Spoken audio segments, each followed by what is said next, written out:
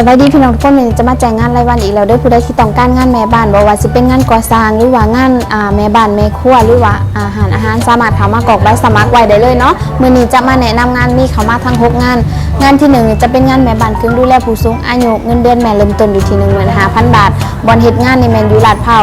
140เนาะในบ้านในจ้างนี่มีกันอยู่2คนมีม้า2ตัวขอคนที่หักม้าเพราะว่าต้องให้อาหารม้านำ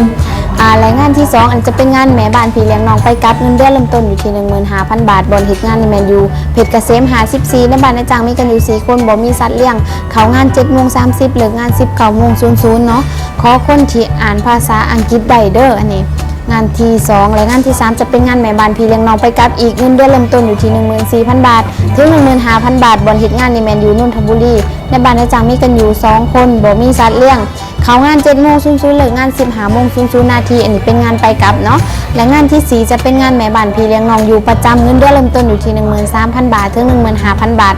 บอนเฮ็ดงานนี่แม่นอยู่พัทยาขอคนที่เดินทางไปต่างจังหวัดได้หรือว่าไปอยู่ที่พัทยากับนายจ้างได้เนาะ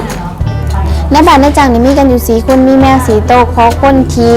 หักแมวต้องล้างกรงแมวและให้อาหารแมวนำรายงานที่หารจะเป็นงานแม่บ้านทั่วไปเนาะเงินเดือนเริ่มต้นอยู่ที่ 13,000 บาทบอนเฮ็ดงานนี่แม่นอยู่พหลโยธิน50ในบ้านนายจ้างมีกันอยู่4คนมีแมวแต่บ่ต้องดูแลเนาะ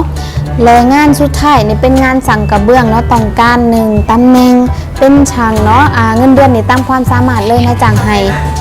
เดือน1มีวันหยุด4วันเนาะหยุดทุกอาทิตย์บอนเฮ็ดงานนี่แม่นอยู่บางบัวทองเด้อผู้ใดที่ต้องการงานใน6งานนี้สามารถเข้ามากรอกใบสมัครกับทางเฮาได้เลยเด้ออยู่ที่จรัญ